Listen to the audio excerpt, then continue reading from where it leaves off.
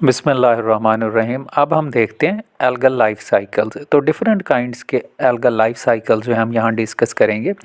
और एल्गी भी मुख्तलिफ़ ग्रुप्स जो हैं वो मुख्तलिफ़ तरह की लाइफ स्पैन्स जो हैं वो पास ऑन करते हैं, और उसी लिहाज से हमने इनको क्लासिफाई किया है haplontic, diplontic, monophasic, diplohaplontic life cycle हम देखेंगे फिर हम हैप्लोबियोटिक लाइफ साइकिल्स जो हैं वो देखेंगे और उनके डिफरेंट टाइप्स, ऐसे ही हैप्लो डिप्लोबियोटिक या ट्राईफेजिक लाइफ साइकिल्स।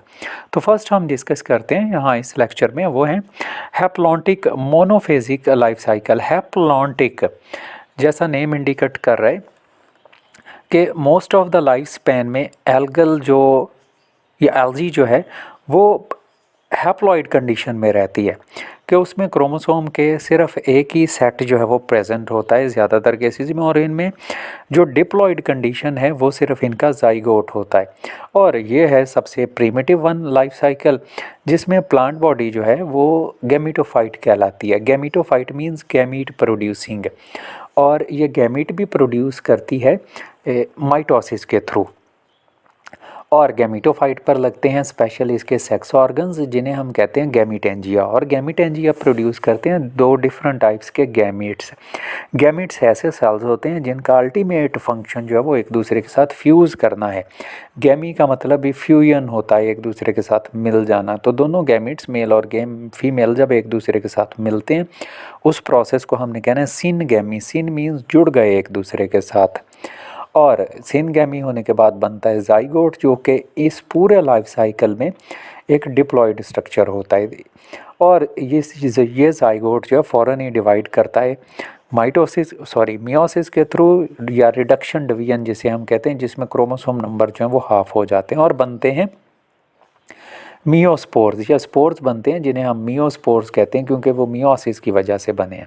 और ये जो हैप्लॉइड मियोस्पोर्स होते हैं जर्मिनेट करके अगेन गैमीटोफाइट बना देते हैं।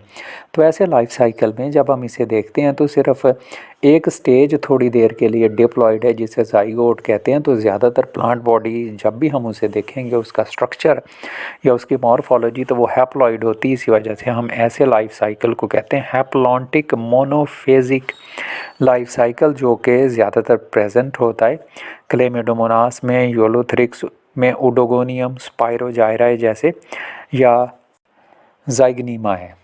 सेकंड लाइफ साइकिल जो हम डिस्कस करते हैं वो है डिप्लॉन्टिक लाइफ साइकिल या डिप्लॉन्टिक मोनोफेजिक। पिछले और इसमें ज़रा सा फ़र्क है कि वो था हैप्लॉन्टिक और ये है डिप्लॉन्टिक। डिप्लॉन्टिक मींस कि प्लांट जो हमें नज़र आ रहा है और एल्गी जो है वो अपना लाइफ स्पैन जो पास कर रही है, तो ज़्यादा देर के लिए, ज़्यादा ड्यूरेशन ऑफ टाइम के लिए ये है डिप्लॉयड। तो प्लांट बॉडी जिसे हम कहते हैं स्पोरोफाइट, ये स्पोरोफाइट डिप्लॉयड प्लांट होता है जिस पर लगते हैं गैमीटेंजिया, और गैमीटेंजिया भी डिप्लॉयड होते हैं। और इन गैमीटेंजिया जो हैं उनमें होती है मियोसिस। तो गैमीटोजेनिक मियोसिस उसे हम कहते हैं। तो गैमीटोजेनिक मियोसिस जिसमें गैमिट्स बनेंगे, तो हैप्लॉइड गैमिट्स बनते हैं, वो दोनों एक दूसरे के साथ फ्यूज़ करते हैं। सिनगैमी जिस प्रोसेस को कहते हैं हम, उसके थ्रू मिल के जाइगोट बनाते हैं। वो जाइगोट होता है डिप्लॉयड, और ये जाइगोट जो दोबारा से जर्मिनेट करके स्पोरोफाइट प्लांट बना देता है। तो इसमें भी हम देखें तो बिल्कुल उलट है। यहाँ पर सिर्फ मियोसिस हुई है उस वक्त जब गैमिट्स बने हैं, वो फ्यूज़ करके फ़ौरन ही जाइगोट बना देते हैं। तो इसी तरह से सारी लाइफ फॉर्म्स जो हैं वो हैं डिप्लॉयड स्वाई गैमीट्स के।